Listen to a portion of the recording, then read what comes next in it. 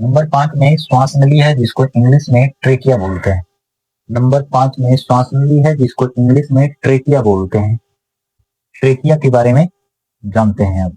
जो गले में स्थित स्वर तंत्र लैरिक्स को फेफड़ों से जोड़ती है, इसके द्वारा वायु फेफड़े के अंदर तक जाता है।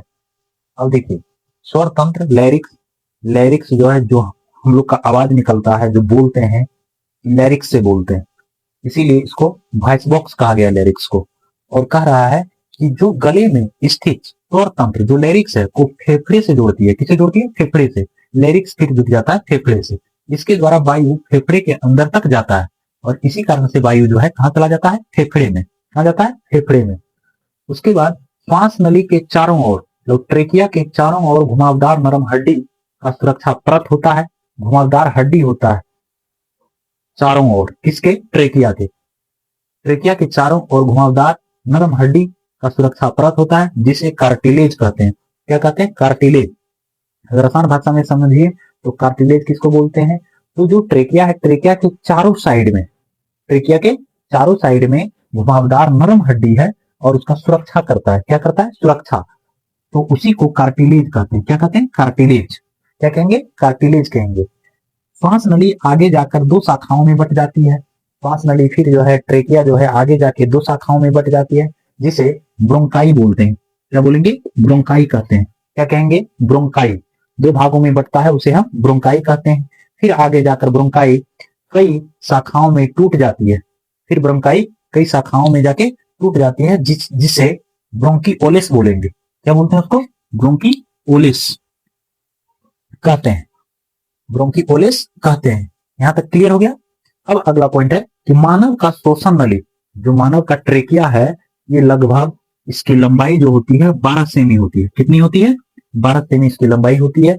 12 सेमी इसकी लंबाई होती है और व्यास जो होता है इसका 16 mm होता है। कितना होता है? 16 mm।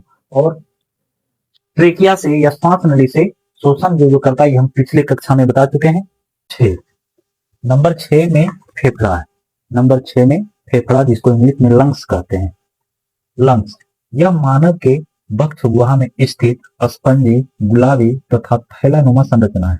अगर पूछ दे कि फेफड़ा जो है जिसको लंग्स बोलते हैं, इसका आकार कैसा है? तो थैलानुमा है। कैसा है इसका आकार? थैलानुमा है। दूसरा, ये किस कलर का है? तो गुलाबी कलर का है। हमारा फेफड़ा किस कलर का होता है? गुलाबी कलर का होता है।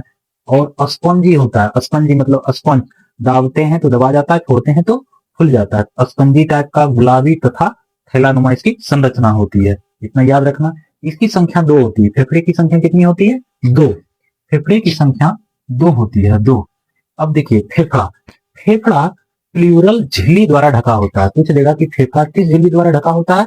तो प्लूरल झिल्ली द्वारा ढका होता है। ये भी बहुत इंपॉर्टेंट है, इस पर भी ध्यान देना है।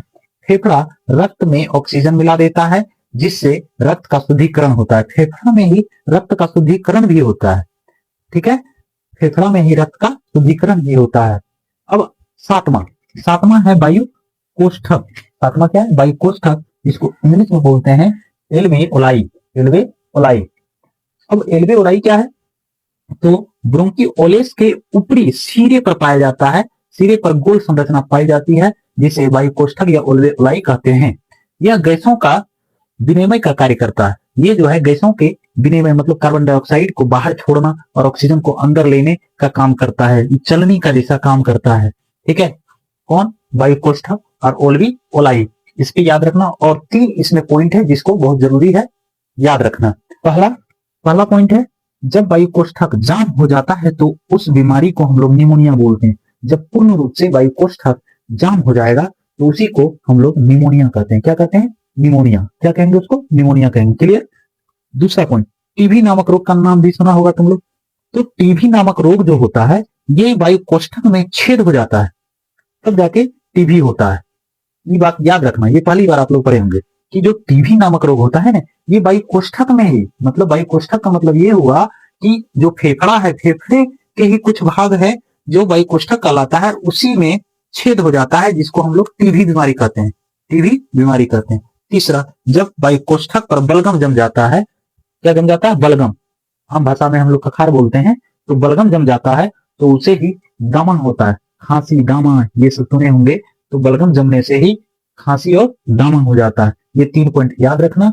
और आप लोगों से ये कहेंगे कि जितने भी हम यहाँ बोर्ड पे लिखा हुआ है इसको अपनी कॉपी में नोट करें, क्योंकि एक नोट्स की तरह इसे उतारने का प्रयास करें और इसको बार बार रिवीजन करें, ताकि तुम्हारे एग्जाम में जो भी क्वेश्चन आए यहां से इससे अलग एक भी क्वेश्चन नहीं आएगा। तो बहुत इंपॉर्टेंट जो मेन पॉइंट है उस पर हम ज्यादा फोकस कर रहे हैं और बताने का प्रयास कर रहे हैं। अगले क्लास में हम लोग आंतरिक शोषण के बारे में पढ़ेंगे। धन्यवाद।